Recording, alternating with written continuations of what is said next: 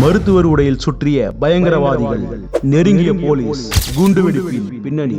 டெல்லி செங்கோட்டை சாந்தினி சவுக் பகுதியில் கார் குண்டுவெடிப்பில் இதுவரை 13 பேர் உயிரிழந்துள்ளனர்.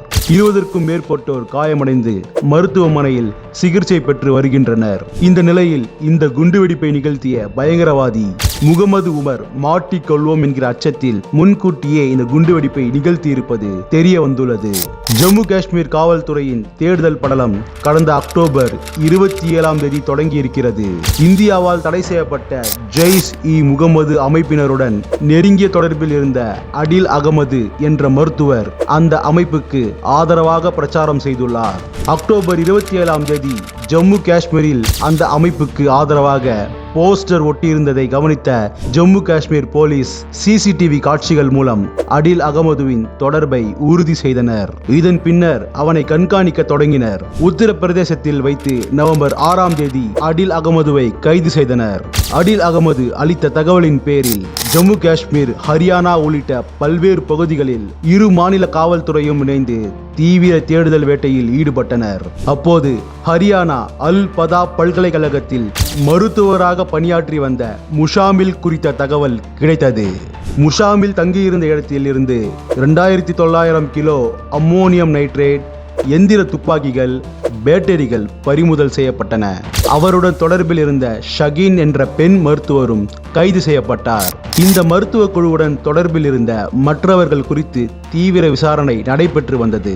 இந்த நிலையில் தானும் சிக்கிக்கொண்டால் தங்களது திட்டத்தை நிறைவேற்ற முடியாது என்பதை உணர்ந்த உமர் அகமது முன்கூட்டியே சதியை அரங்கேற்ற திட்டமிட்டிருக்கின்றான்.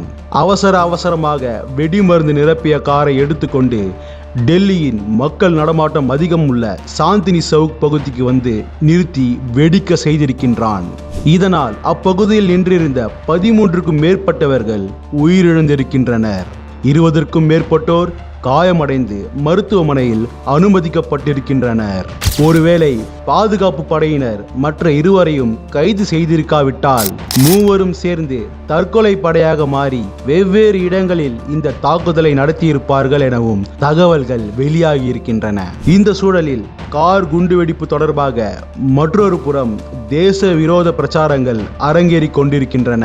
தங்களை மிகப்பெரிய ஊடகவியலாளர்கள் என கூறிக்கொள்பவர்கள் கூட இப்படி மோடி அரசுக்கு எதிரான கருத்தை தெரிவிக்கின்றனர். 2019 பிப்ரவரி 14ஆம் தேதி புல்வாமாவில் துணை ராணுவ படையின் கான்வாயை குறிவைத்து ஒரு பயங்கரமான தாக்குதலை பயங்கரவாதிகள் அரங்கேற்றினர். அப்போது பிரதமர் மோடியை குறிவைத்து தவறான தகவல் பரப்பப்பட்டது.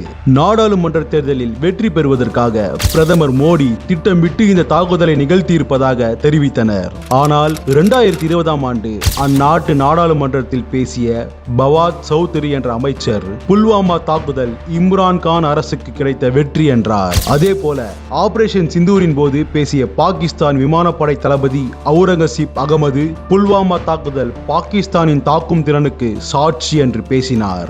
இதே போல பஹல்காம் தாக்குதல் நடந்த போதும் இந்த தேச விரோதிகள் அவதூறு பரப்பினர். ஆனால் அந்த தாக்குதலுக்கு TRF என்ற அமைப்பு பொறுப்பேற்றது. தற்போது டெல்லி குண்டுவெடிப்பின் போதும் பீகார் தேர்தலுக்காக இந்த தாக்குதல் நடத்தப்பட்டுள்ளதாக பிரச்சாரம் செய்கின்றனர். ஆனால் உண்மை வேறு விதமாக இருக்கிறது. நேற்று காலை அல் பதா பல்கலைக்கழகத்தில் முஷாமில் என்கிற பயங்கரவாதி கைது செய்யப்பட்டிருக்காவிட்டால் டெல்லி குண்டுவெடிப்பு திட்டம் தள்ளி போயிருக்கும், மேலும் உயிர் பலி அதிகமாகி இருக்கும் என்பதே உண்மை. குண்டுவெடிப்பு தொடர்பான விசாரணை தீவிரமாக நடைபெற்று வரும் நிலையில் குற்றவாளிகள் யாரும் தப்ப முடியாது என பிரதமர் மோடி உறுதி அளித்திருக்கிறார். இந்த நிலையில் நாட்டு மக்கள் மத்தியில் குழப்பத்தை விளைவிக்கும் இது போன்ற உள்ளூர் தேச விரோத சக்திகள் மீது நடவடிக்கை எடுக்க வேண்டும் என்ற கருத்தும் வலுப்பெற்று வருகிறது.